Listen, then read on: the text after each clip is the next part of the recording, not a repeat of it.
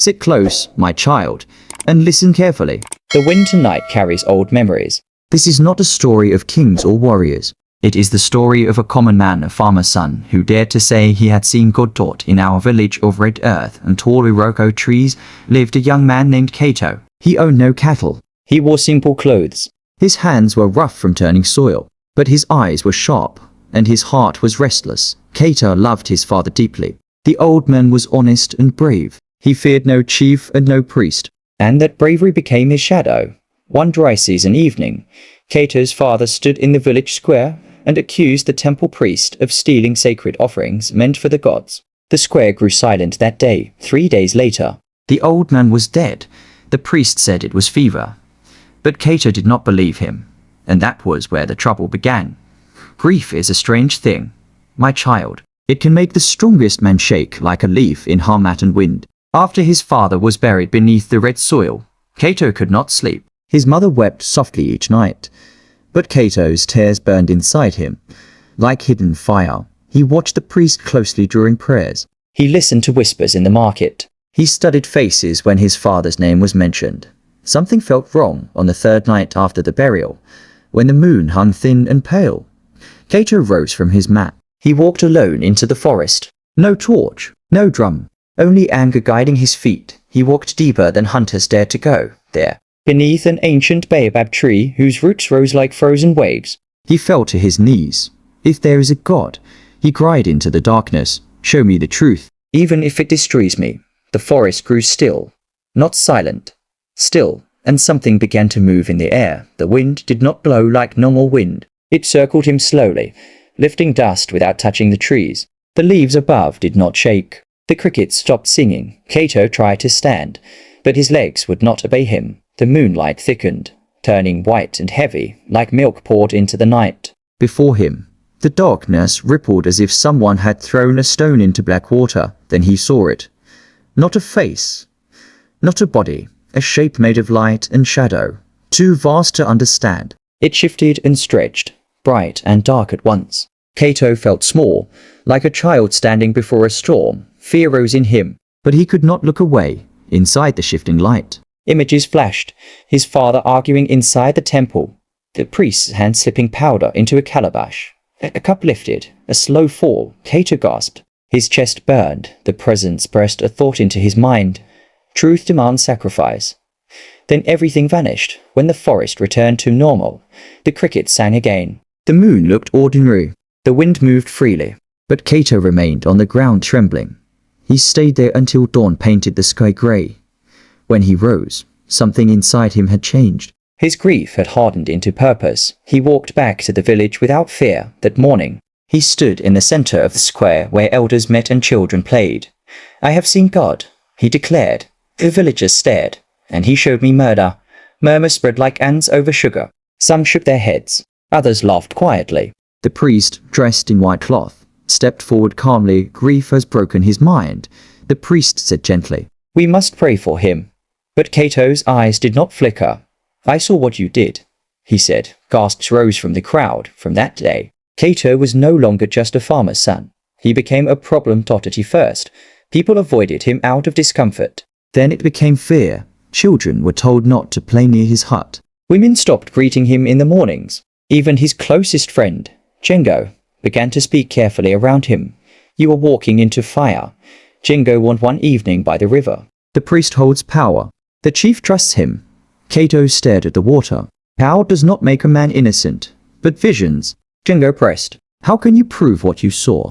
Kato did not answer. He began to watch the temple at night. He saw shadows move when offerings were brought. He followed the priest quietly one evening and discovered something hidden behind the shrine. Buried yams, jars of oil, dried meat, offerings meant for the gods. His heart pounded.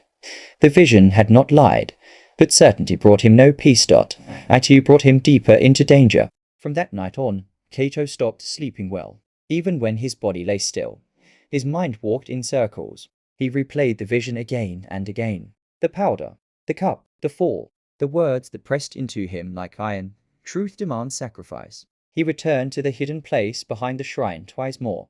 Each time, he found more offerings buried beneath loose soil. Yams still fresh, oil sealed tightly, meat wrapped carefully. No mistake. No accident. Yet something began to trouble him. Why would a priest hide what was already under his control? Why risk so much?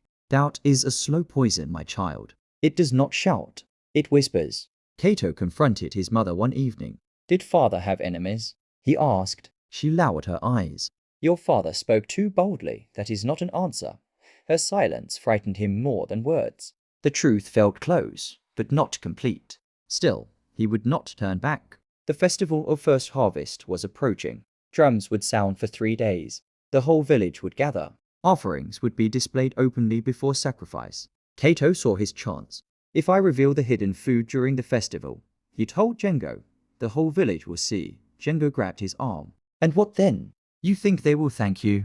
They will know, and knowing will break them, Jingo replied softly. But Kato's mind was fixed like a spear planted in earth. In the days before the festival, strange things happened. His small farm patch dried faster than others. 2 goats were found dead at his fence. No wounds, no sign of sickness. Whispers grew louder. He has angered the gods. He lies about visions. He seeks attention. Kato felt the weight pressing down on him, but pride lifted his chin. If he stepped back now, his father's death would remain buried, and Kato believed burial was worse than death. On the night before the festival, Kato returned once more to the baobab tree. He needed reassurance. He needed the presence again. He knelt in the same place and waited. Nothing came. The forest moved normally. Wind rustled leaves. Insects sang. No silver light. No shifting shadow. Was it grief? He whispered. Silence answered him. For the first time. It touched him not of the priest, but of himself. What if the vision had been born from pain? What if his mind had shaped anger into images? Yet the hidden offerings were real. His father's death was real. Truth does not disappear simply because doubt enters. As he stood to leave, a sudden gust circled him once, brief and sharp, not like before, but enough to remind him. Truth demands sacrifice. Kato closed his eyes. Tomorrow he would act, no matter the cost. The festival morning came bright and loud. Drums thundered. Dancers painted in white clay moved in circles. The priest stood tall near the shrine, smiling as elders greeted him. Kato felt small among the crowd. Jingo stood beside him one last time. You can still walk away, he said quietly. Kato shook his head. When the time came to present offerings, villagers brought baskets forward. Yams, oil, Meat, all laid before the shrine. Then Kato stepped out. He carried the hidden jars in his hands. Gasps followed him like wind. These, he shouted, were buried behind the shrine. If the gods needed them, why were they hidden? The crowd froze. The priest's face did not change. Lies, the priest said calmly. He plants these to shame us. Kato's chest burned. I saw you. He cried. I saw what you did to my father. The square filled with confusion. And fear began to rise. The priest lifted his carved staff slowly. His voice stayed soft. A man who claims to see God without training or title is either chosen, he said, or possessed. The word possessed spread like fire through dry grass. Some villagers stepped back from Kato. Others looked uncertain. Kato felt the moment slipping from his hands. He had expected anger, maybe even shock. He had not expected doubt. Search the ground behind the shrine, he demanded. But no one moved. The chief stood silent. His eyes moved between priest and farmer's son. Power protects itself, my child. It does not rush. Kato stepped closer to the shrine. Guards moved forward. Hands grabbed his arms. He struggled, shouting, The gods do not need thieves. The crowd began shouting too, some in support, some in fear. In chaos, truth often loses its voice. And that day, chaos had just begun. When the guards seized Kato, the drum stopped. That silence was heavier than any shout. Kato struggled against the strong hands gripping him. Dust rose around his feet as he tried to pull free. His eyes searched the crowd, looking for one face that believed him. He found only fear. Search the shrine, he cried again.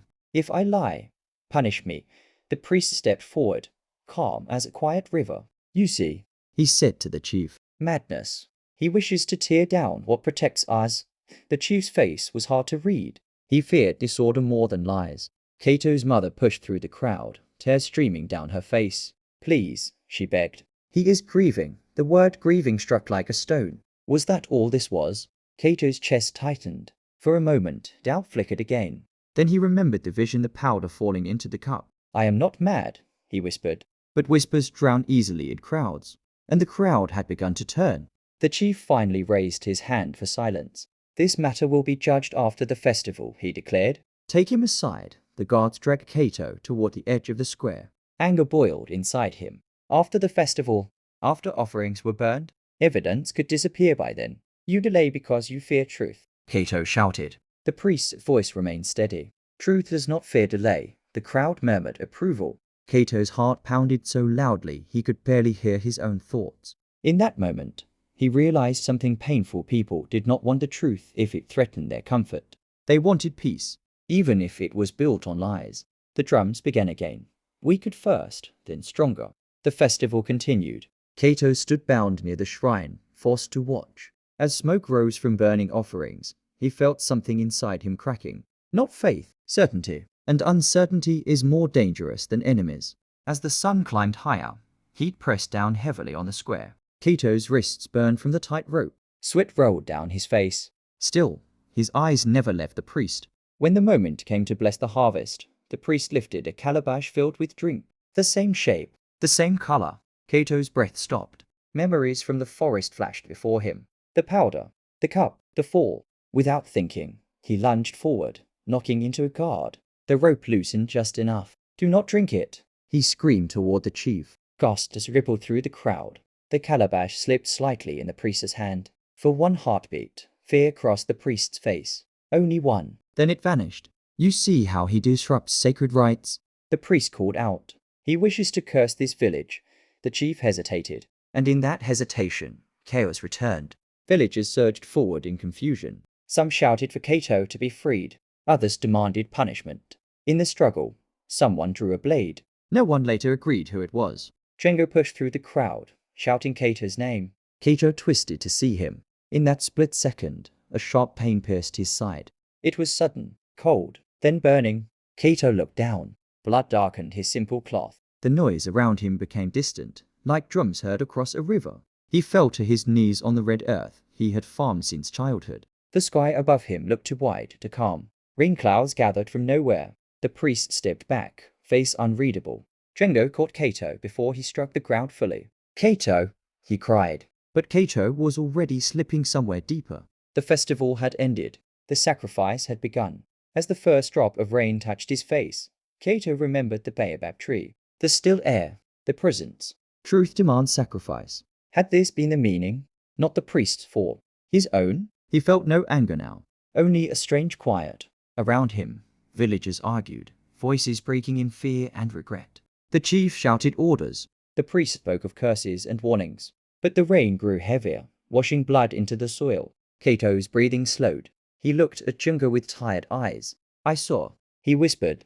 Django leaned closer, but the words faded before they formed. Thunder rolled above the square, though the sky had been clear moments earlier. The villagers fell silent. Rain poured harder, soaking offerings, drums, and dust alike. And in that storm, Kato's body grew still. The man who claimed to see God had fallen. But the storm was only beginning.